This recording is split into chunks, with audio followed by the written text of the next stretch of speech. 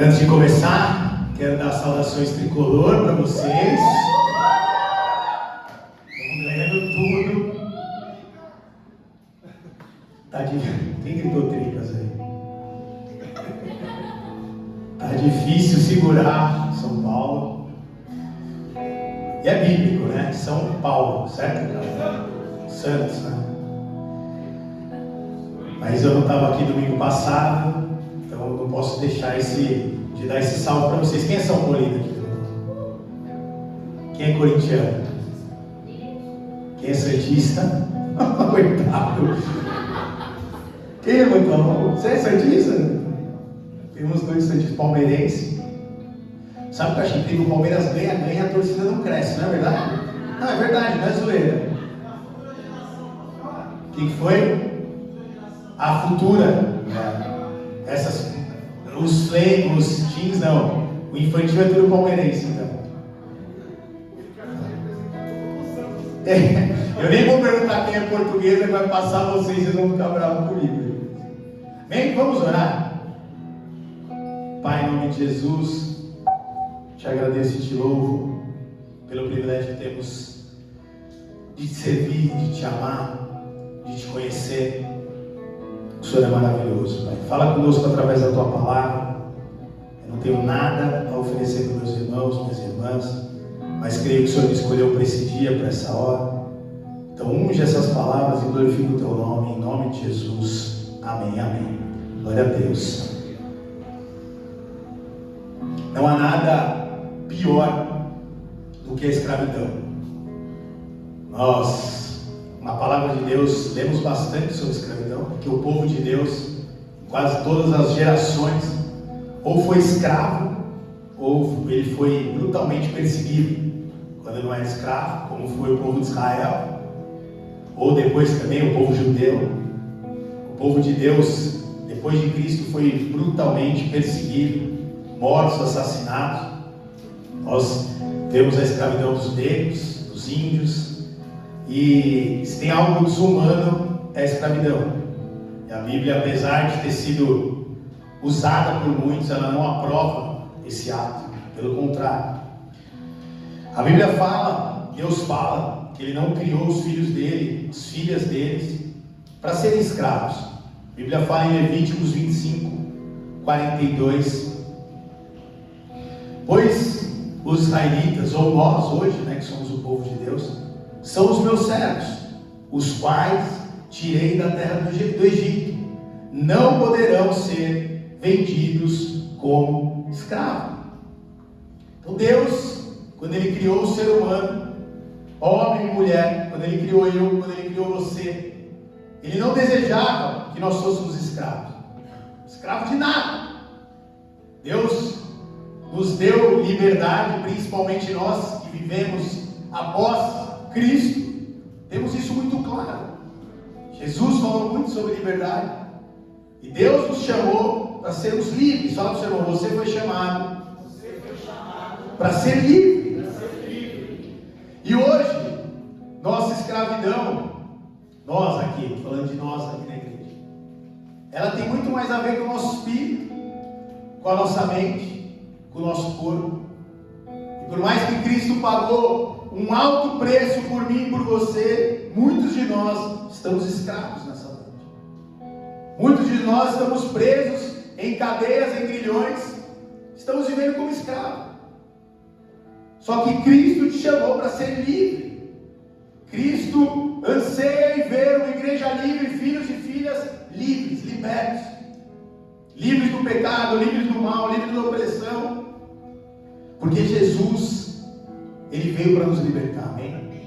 E Jesus foi o ser humano, porque Ele veio como um ser humano mais livre que houve na terra.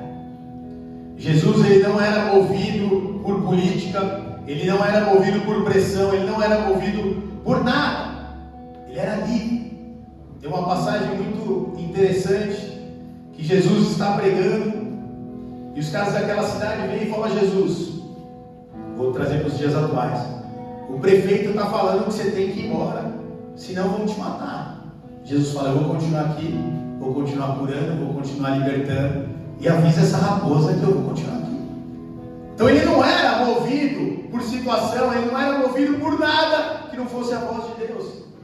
Jesus não tinha medo. E se tem uma prisão que hoje nós estamos muitas vezes presos, é no medo.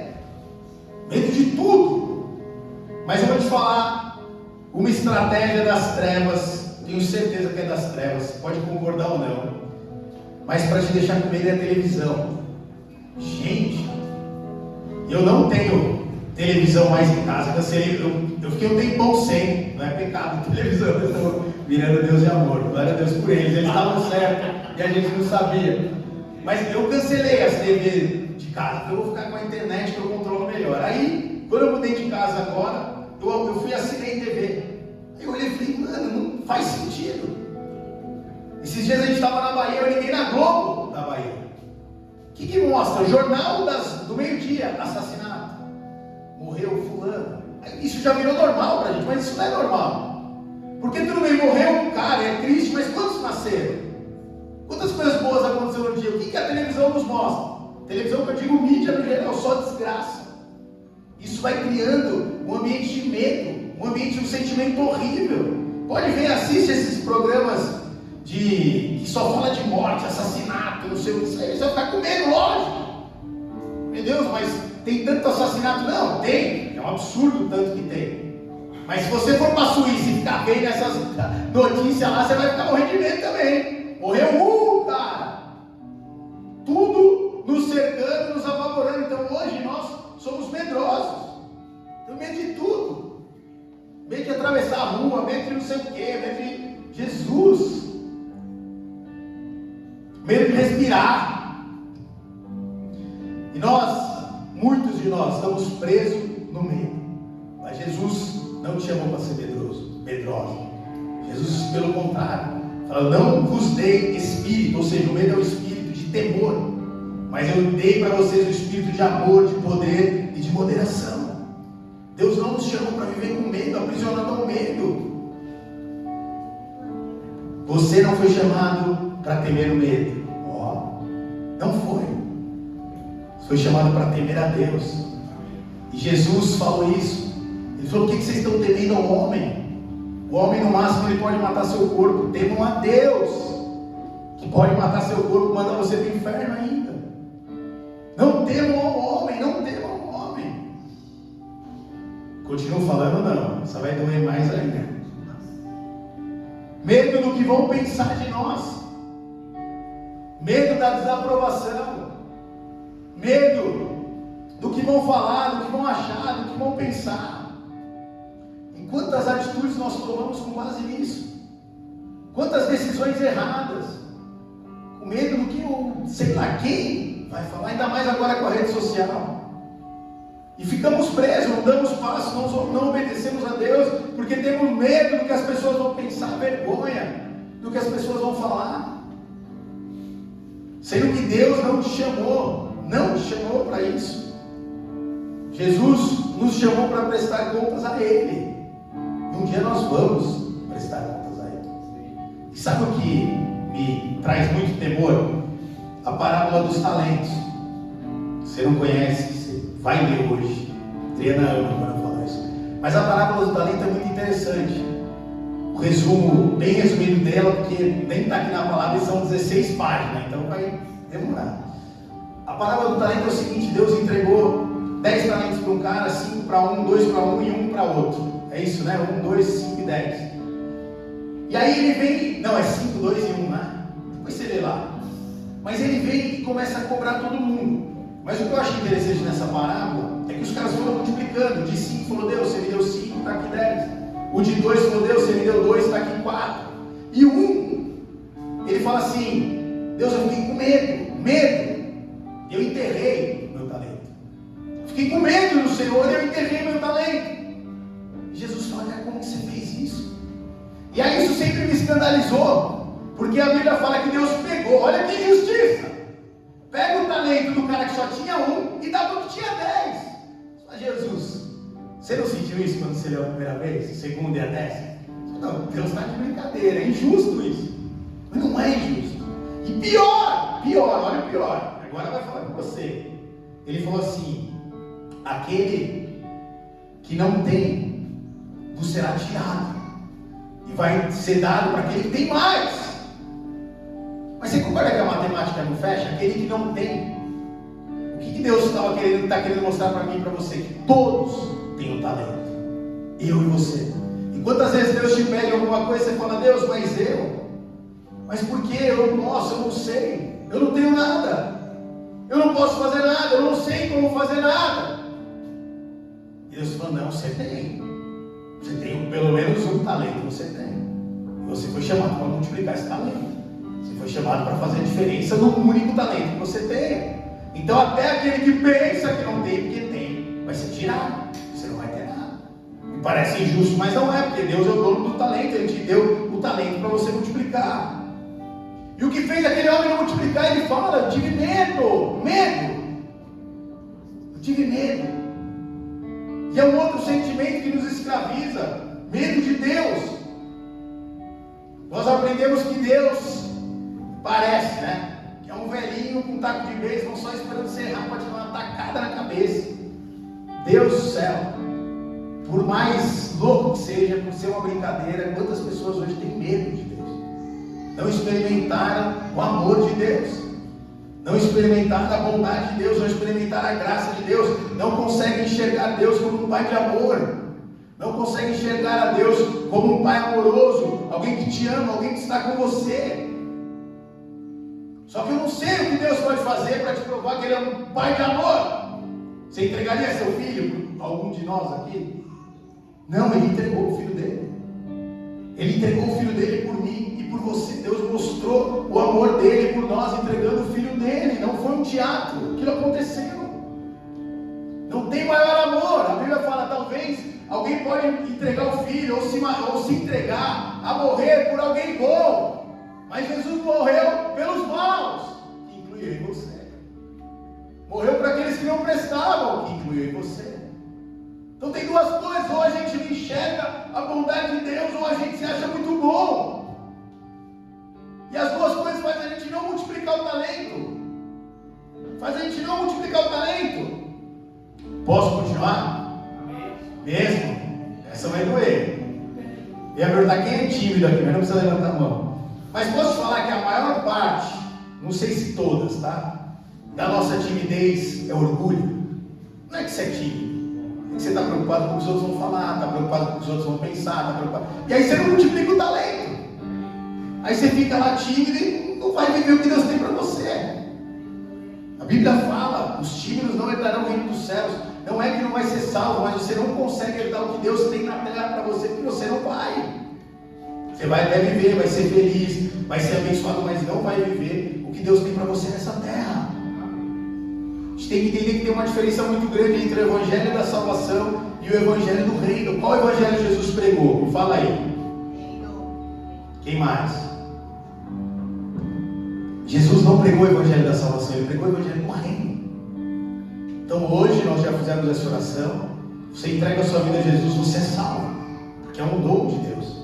Mas hoje você é salvo para habitar no reino. E que Jesus falou: Senhor, que venha o teu reino nessa terra. Então depois que você é salvo, Deus começa a falar: cara, agora você tem que fazer parte do meu reino. E nesse reino os tímidos não entram, porque eles estão preocupados com o que vão falar, estão preocupados com o que vão pensar, estão com medo de tudo, e não vão entrar no reino de Deus.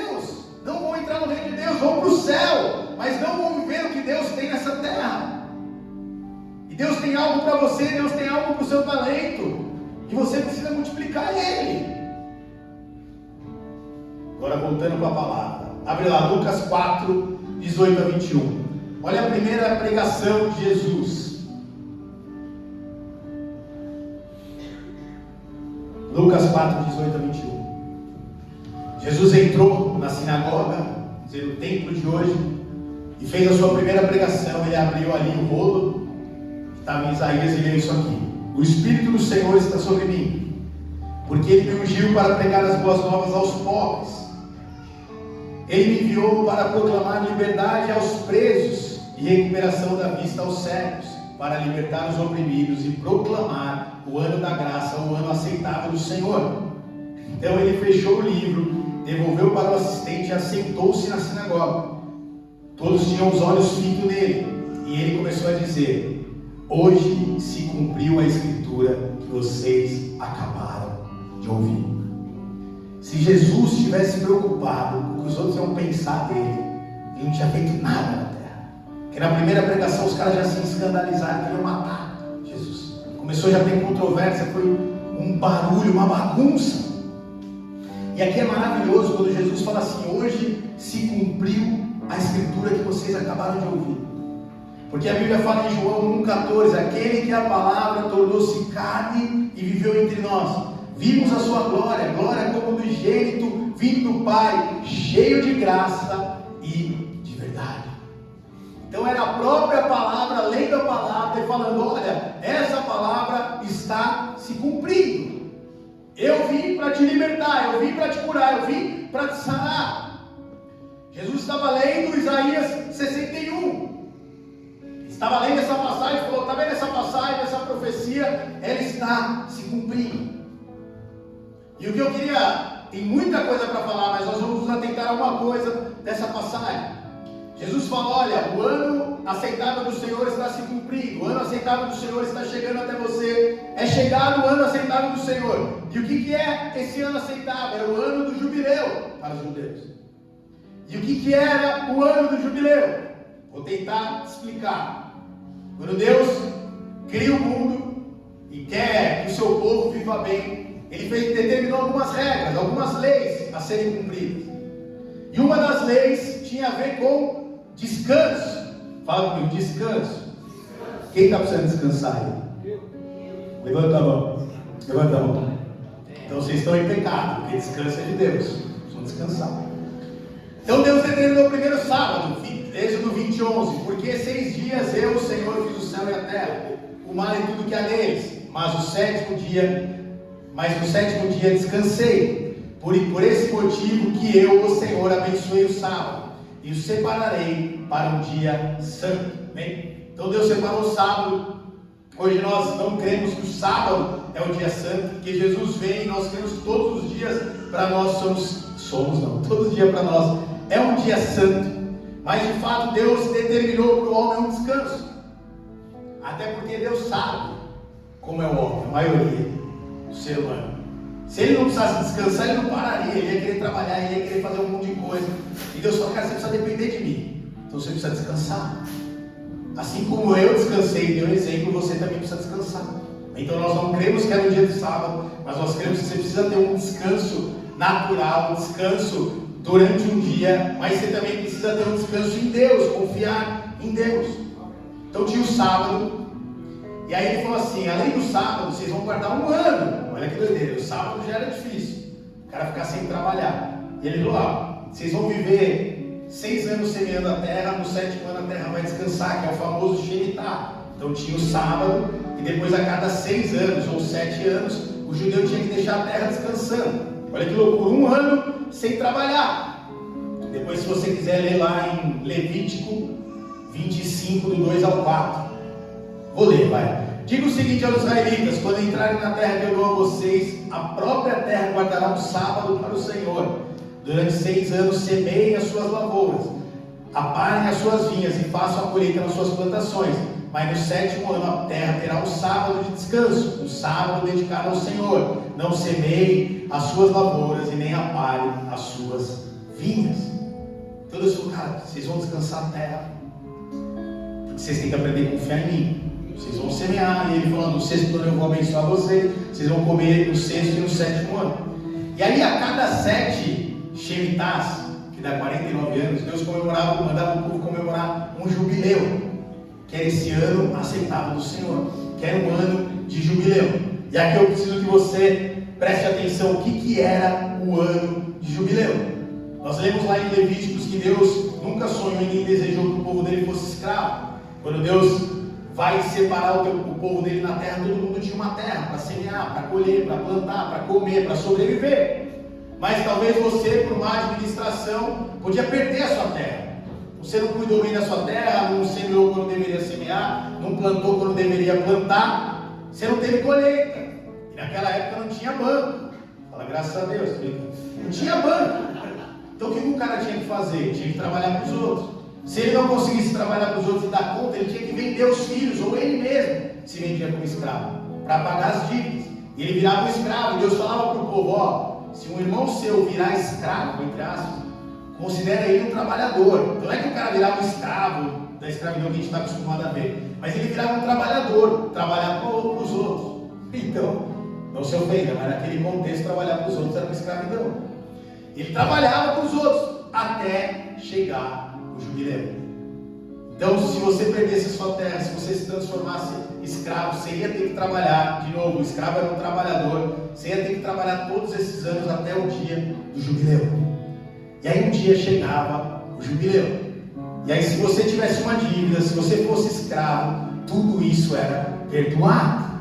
Imagina você hoje. Você que está aqui no culto pensando nas suas dívidas. Do nada, pô, acabou. Era o que acontecia. Amém? Deus sempre foi sábio e não esperava que os filhos dele se explorassem, se matassem. Antes queria que todos vivessem em paz. Então Deus criou um sistema de reset. Você errou, seu pai errou, só que tudo bem, vai chegar o ano do jubileu e você vai ser livre. Olha que louco isso. Levíticos 25, nós vamos ler do 9 ao 13. Então façam soar a trombeta. Os caras vão esperar essa trombeta. No 10º dia do 7º mês, no dia da expiação, faça soar a trombeta por toda a terra de vocês, consagrando o ano 50. Olha agora, ó. E proclamem a libertação por toda a terra e todos os seus moradores. Esse será um ano de jubileu, o ano que Jesus está falando, quando cada um de vocês voltará para a sua propriedade da sua família e para o seu próprio clã. O ano 50 será jubileu, não semeie, não ceife, e o que cresce por si mesmo nem colha as vinhas não podará. É jubileu, será santo ao Senhor, como apenas o que a terra produzir. Nesse ano do jubileu, cada um de vocês voltará para a sua propriedade. Então, como eu já expliquei mais ou menos, no ano de jubileu, se você vendeu a sua terra, se você virou escravo, você vai poder voltar para a sua terra. Quem aqui já fez um péssimo negócio, vendeu uma casa? Meu Deus, se eu pudesse voltar.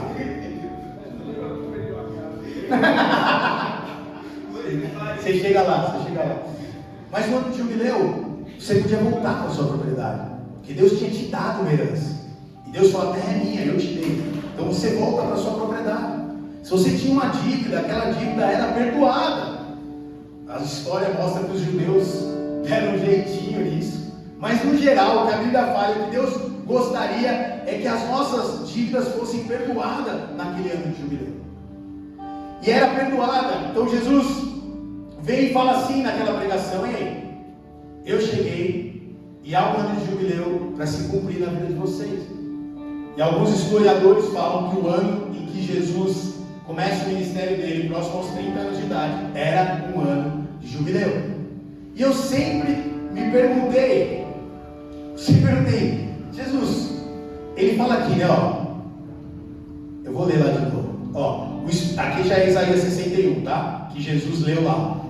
O Espírito do Senhor está sobre mim, porque o Senhor me ungiu para levar as boas novas, as boas notícias aos pobres. Eu ficava pensando, puxa, legal, a própria Bíblia fala pra gente, não adianta você pregar o Evangelho para alguém com fome. Você primeiro precisa matar a fome, depois você ensina o Evangelho. Primeiro você precisa cuidar do natural. Eu fiquei pensando, Jesus vem e fala assim, ó, eu vim trazer boa notícia ao pobre. Qual boa notícia? Vai dar uma casa? Vai fazer o quê? E aí, entendendo o contexto, eu entendi que era uma boa notícia aos pobres. Porque Jesus estava falando, a sua dívida vai ser perdoada. Você vai poder mudar de vida. Você vai poder viver uma vida nova. Você vai poder ter uma experiência nova. Você vai poder ter um recomeço, com certeza. No tempo de Jesus, como nós vemos toda a palavra, o homem, nós também somos assim, sempre vamos manipulando a lei de Deus. Os homens não cumpriam a Bíblia. E Jesus estava falando, sim, espiritualmente, amém? E Ele fala para você hoje, espiritualmente. Eu vim para te libertar. O ano do jubileu é um ano de libertação. Hoje você pode sair daqui e deixar de ser escravo. O ano do jubileu é um tempo onde você pode ser liberto. Jesus veio para libertar, tanto é que você olha. E Jesus libertava. O ano de jubileu chegou, os endemoniados vinham e eram libertos. o surdo ouvia, o cego via, o paralítico andava. Então ele mostrou, olha, esse é o ano do jubileu. Esse é o ano do jubileu, o ano onde eu quero e posso transformar a sua vida. Enviou-me a curados, quebrantados de coração, anunciar liberdade ao cativo, libertação das trevas aos prisioneiros.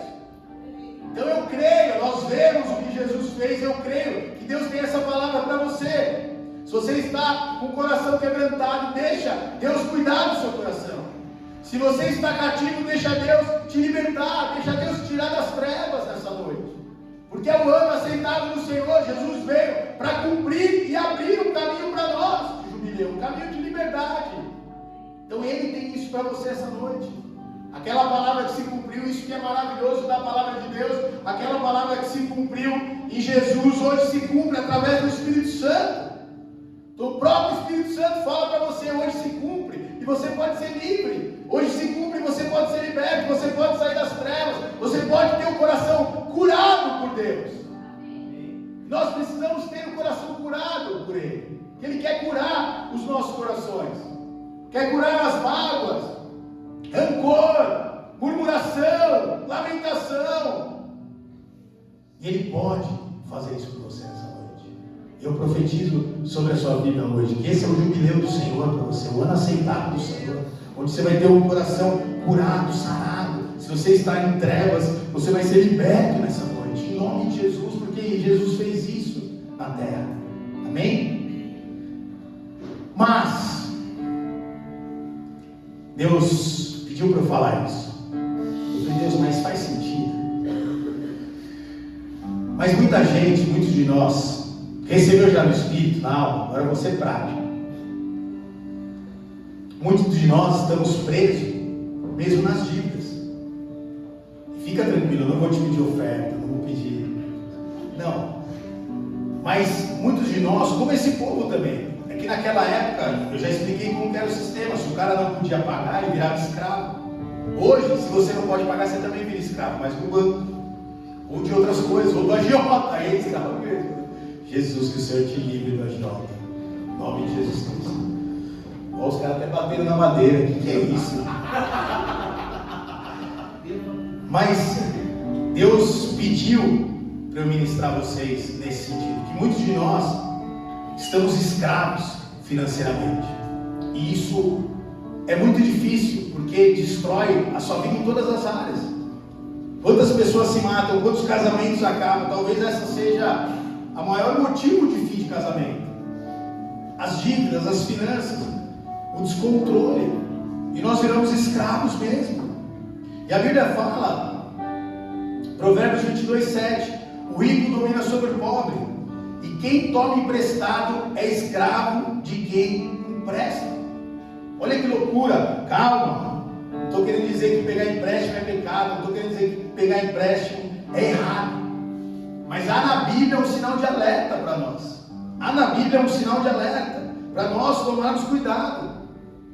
E eu vou te mostrar a maior escravidão que existiu, segundo a palavra de Deus, amém? Na palavra de Deus, como que o Egito, que simboliza Satanás, agia na vida dos filhos de Israel. Para a gente entender como que a dívida, como a destruição financeira tem destruído as nossas vidas.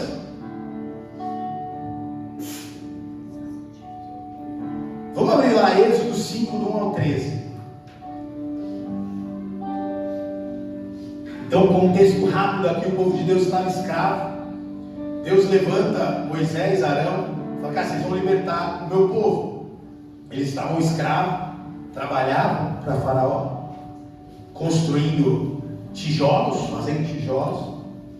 E a Bíblia fala assim, no mesmo dia, então Moisés vai lá e fala, Faraó, liberta o povo aí.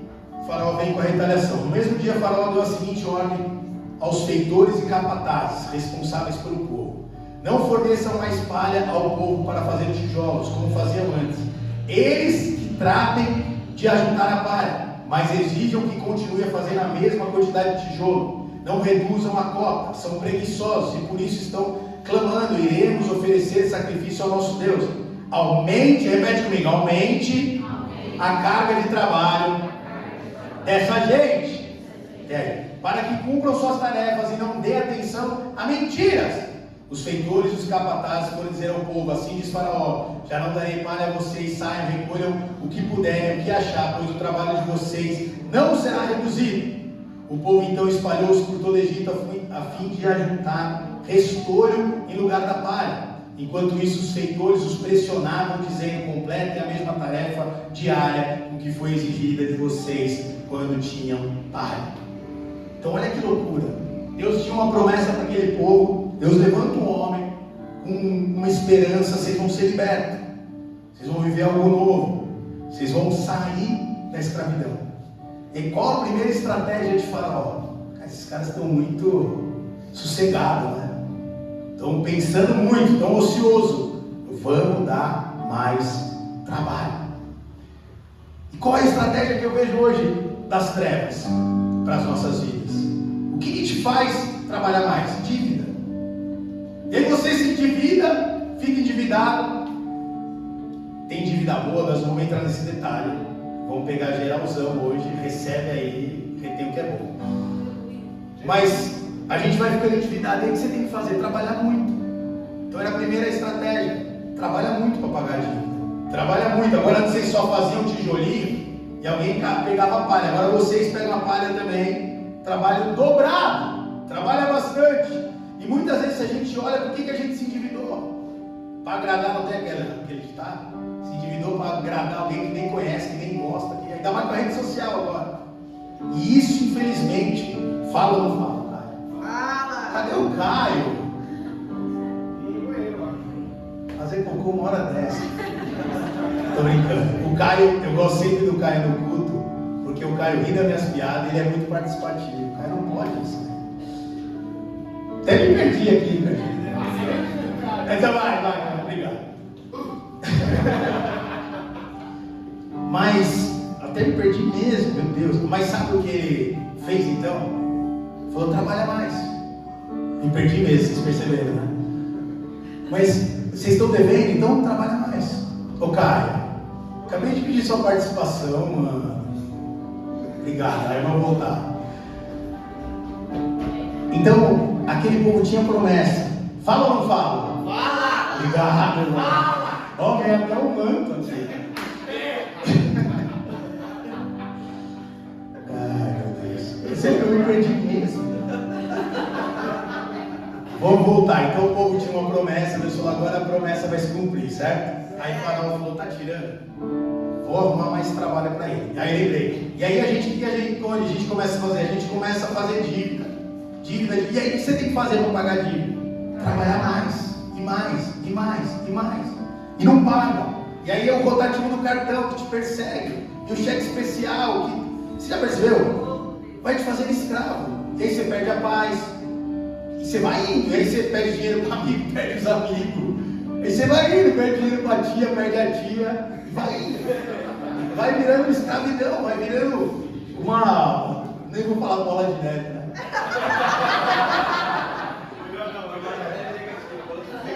Vai virar uma bola de fogo. Vai virar uma bola de fogo. Continuar crescendo e te queimando. Então, da mesma forma que o povo, quando eles tiveram a promessa de Deus, aumentaram o trabalho dele, as nossas dívidas muitas vezes nos faz aumentar o nosso trabalho. E faz a gente correr atrás do nada. Para pensar. Quantos dias você trabalha só para pagar as dívidas? E o pior é que eu não vou dar solo, vou vender um curso depois do curso. Mas a gente trabalha, perde a paz, perde a tranquilidade. E perde os nossos dias correndo atrás do que a gente não deveria estar correndo. E muitas vezes nós entramos nessa simplesmente porque queremos agradar os outros. Entramos nessa porque estamos preocupados e não deixamos Deus agir. Quantas decisões você tomou? Você estava com medo que você ia morrer, você agiu. Eu fiz isso várias vezes. Meu Deus, mas como que eu vou pagar isso? Não, eu vou fazer uma dívida e pronto. Olha só, mas eu mandei se fazer dívida. Eu mandei se fazer isso. Você faz. Deus, o dinheiro é meu, então tá bom. Não, agora se vira. A gente faz isso, eu fiz isso muitas vezes. A gente teve uma experiência agora muito interessante. E Deus falou para nós no ano passado, no fim do Shemitah, no começo, sei lá, para a gente não usar mais o cartão de crédito. Mas aí como para, né? Eu vou me identificar com você. O seu salário mensal já está ali, né? Tipo, meu Deus, mas como que eu vou fazer? Tipo, eu ganho 10, está 10 no cartão. Se eu parar de usar, eu vou precisar de 20 o mês que vem. Certo a matemática? Você vai ter que pagar o cartão e tem mais 10 para sobreviver. 2, 3, 1. Para quem ganha mais aí, 100, 200, recebe aí. Daí vocês dão aleluia, né? Mas Deus mandou eu fazer isso. Eu falei, meu Deus, como vai ser? E a gente já tinha tido uma experiência dessa. E foi muito louco, porque teve dia que eu podia pegar emprestado cheque especial do banco. Tava lá. Você tenta cancelar, é quase impossível. Podia usar o cartão. Mas falei, Deus, eu não vou usar. Eu vou confiar no Senhor e na sua provisão. E faltou coisas básicas em casa. Eu falei, Deus, eu vou confiar na sua provisão. Eu não vou dar um passo, deixar o chicote estralar, deixar a casa explodir. E eu vivi coisas maravilhosas. Emagreci, fiquei careca, envelheci 20 anos. Essa foi boa, hein? Então você quer emagrecer, faça esse voto. Mas quantas vezes, na verdade, para pensar, agora para os jovens, quantas vezes você gastou o seu salário num tênis? Vocês gastam ainda, né? Você ganha bem, né? Não tem isso. Mas se é para pensar, quantas vezes a gente fez isso? Para agradar quem? E começa assim, começa lá atrás. Eu lembro uma vez eu trabalhava em 2 trabalhos, e aí eu queria viajar no carnaval.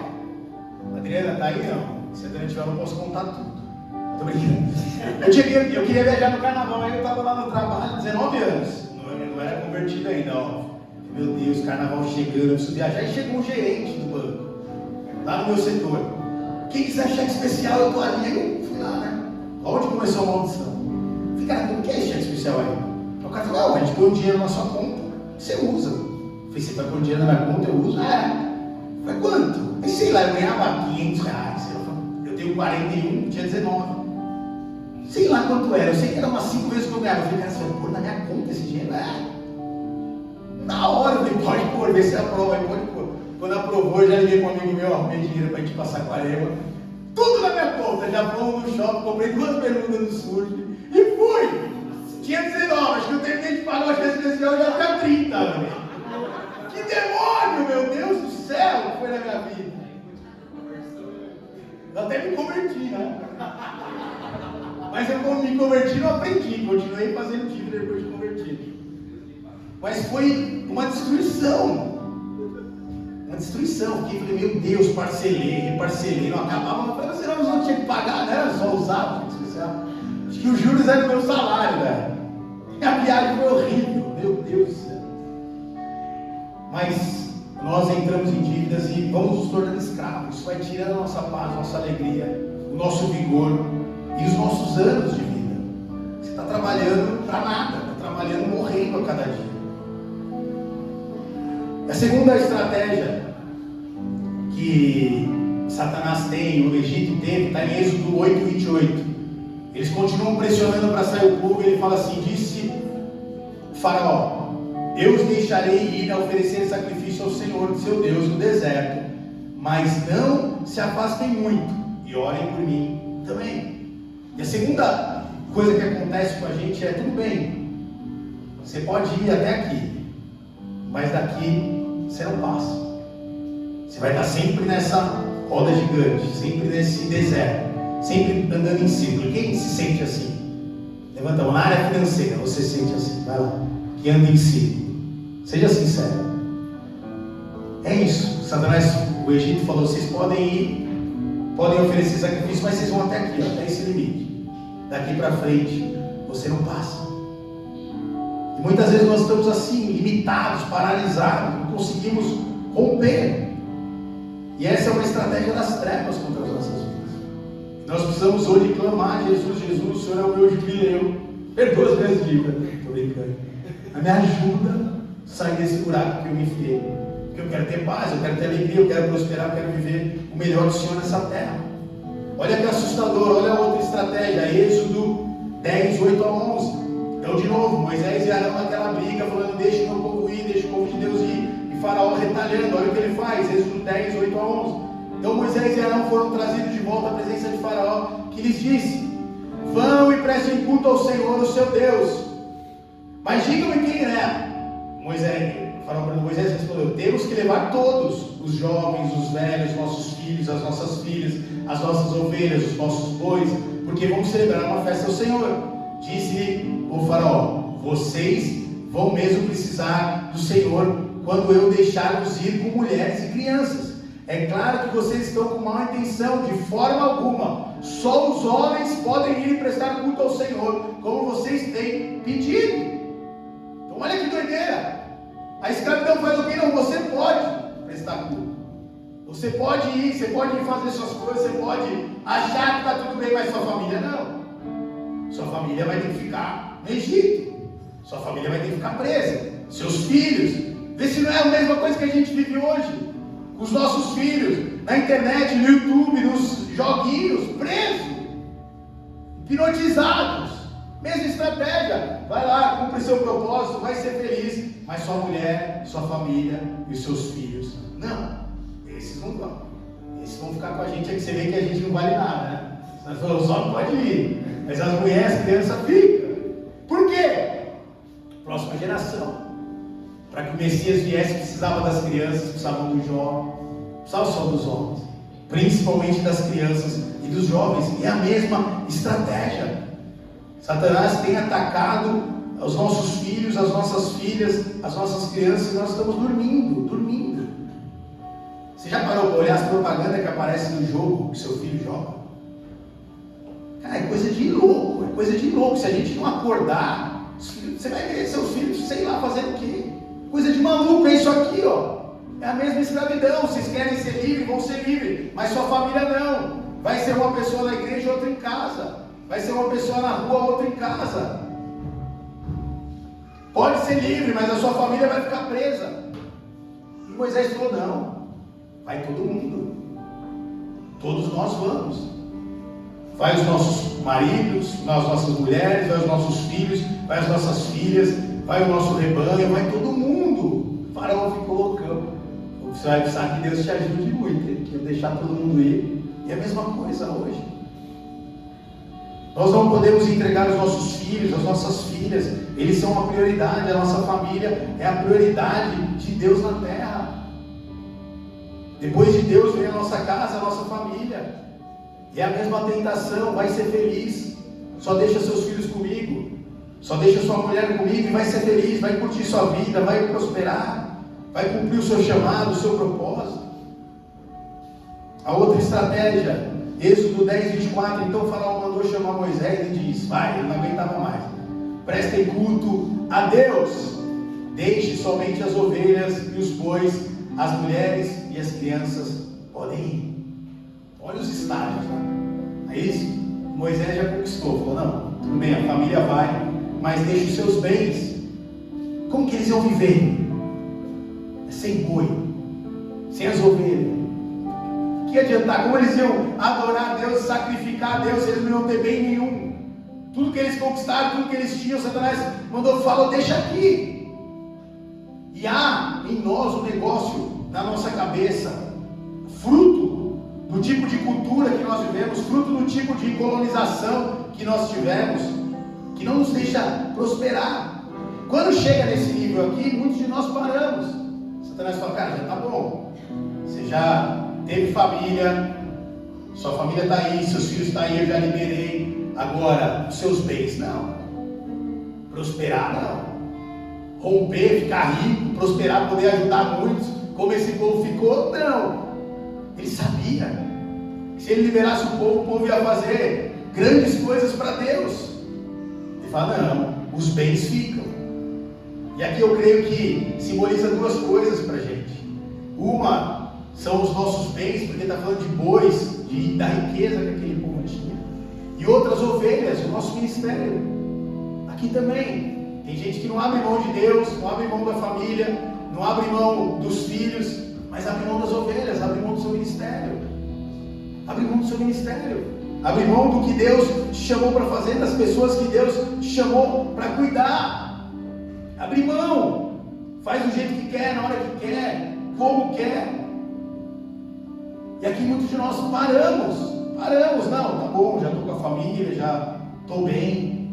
Agora que eu estou bem, agora que eu estou em paz, agora que eu estou prosperando, tudo bem deixar isso aqui de lado.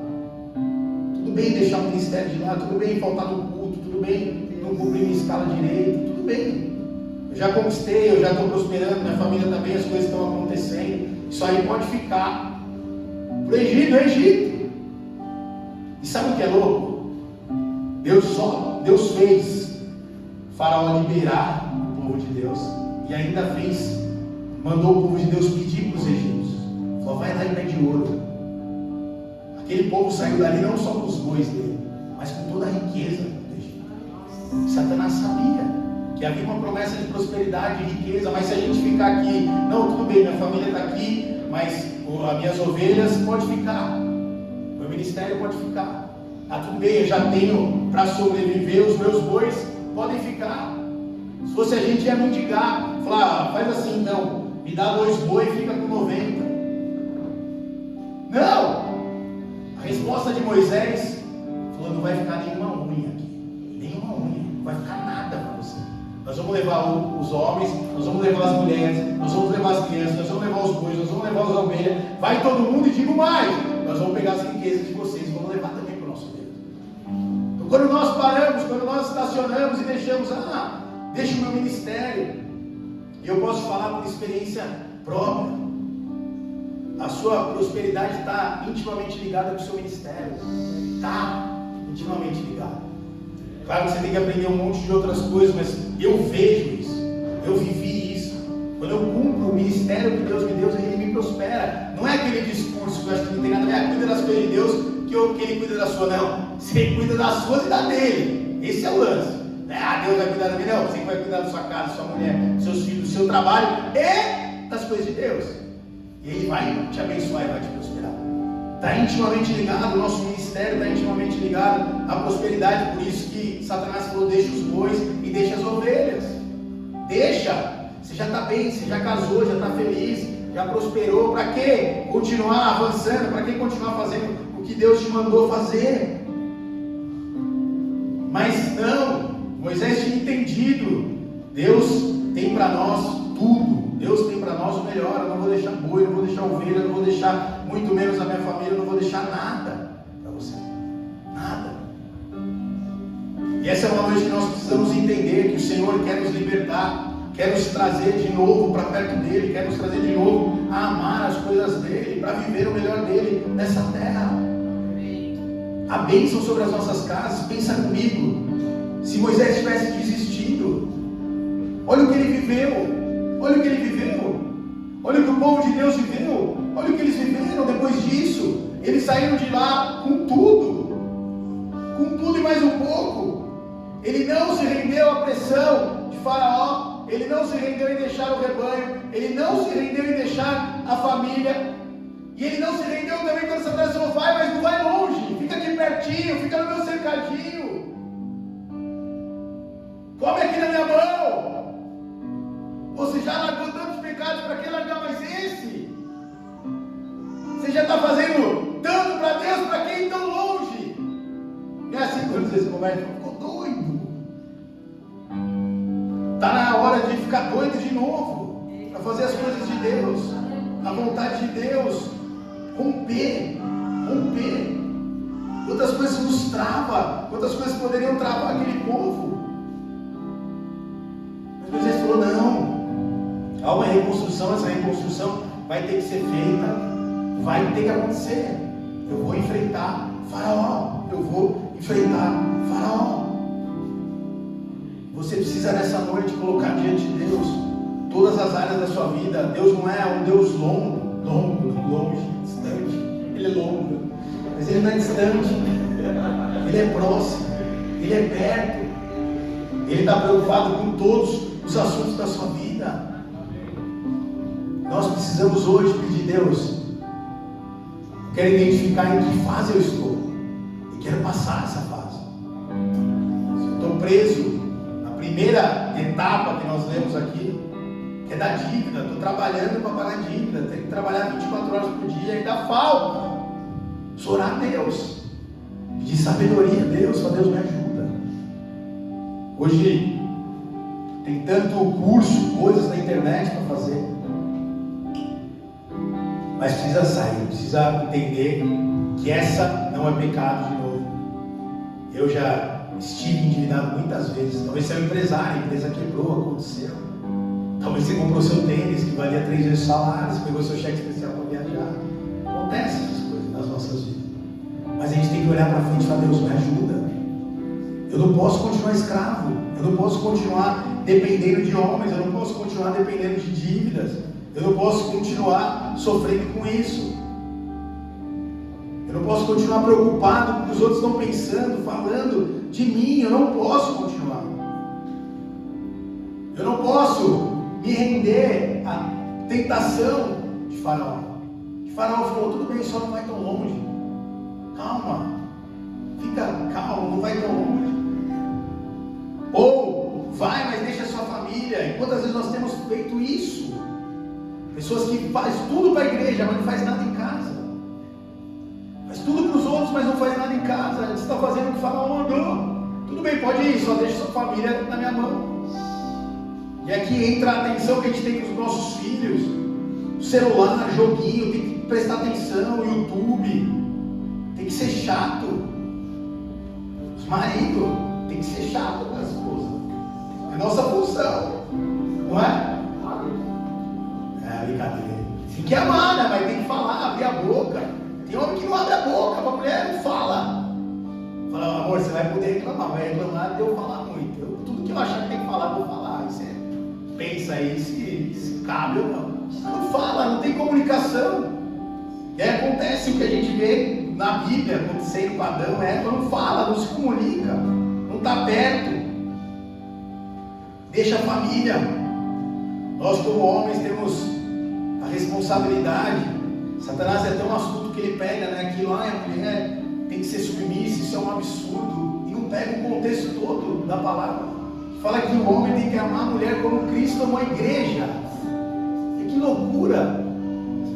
Quem não seria submissa a Cristo, né? No sentido de estar na mesma visão. Então a exortação é para o homem: você tem que parecer Cristo, para a sua mulher estar com você. Amar ela como eu amei a igreja. Como Cristo amou a igreja, gente. Não só dando a vida, aguentando também a igreja, né? Aguentando, Priscila. Suportando.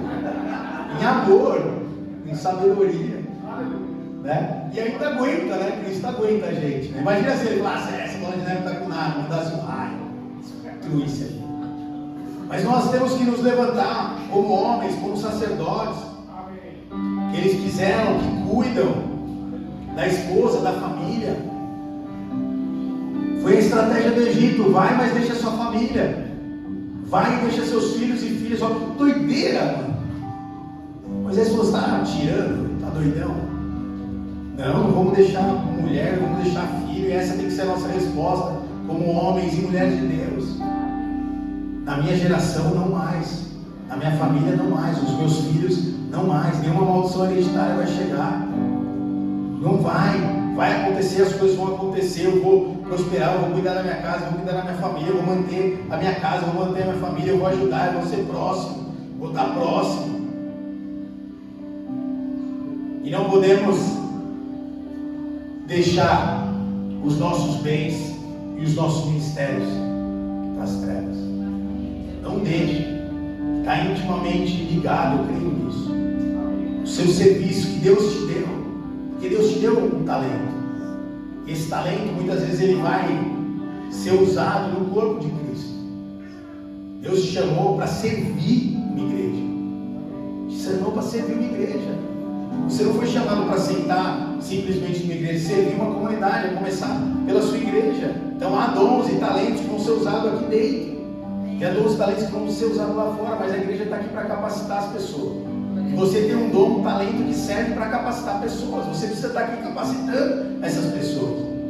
Então está intimamente ligado. Quantas pessoas se frustram, mas não estão fazendo o que Deus mandou elas fazer, estão fazendo de qualquer jeito, fazendo do jeito que quer. A obra de Deus, ela é feita do jeito que Deus quer. Ele te deu um chamado, um propósito. Cumpra esse chamado, esse propósito. Não deixe na mão das trevas os seus bois, entre aspas, suas ovelhas. Não deixe. Ele tem um futuro próspero e abençoado para nós. Amém? Feche seus olhos, curva sua cabeça. Nós vamos orar.